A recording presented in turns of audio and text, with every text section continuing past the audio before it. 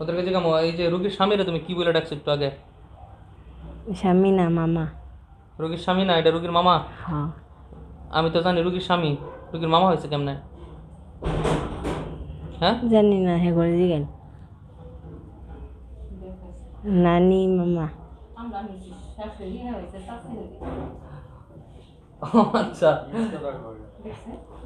আপনি আপনি কি লাগেন রুগীর? ও আপনার ছেলে? ও আচ্ছা, রুগীর শাশুড়ি আপনি।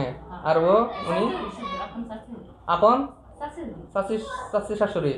ও আচ্ছা, তো রুগীর শাশুড়ি রুগীর কি বলছো তুমি? নানি। নানি? এই বেটা, রুগীর এই শাশুড়ি আমার নানি হয় কেমনে?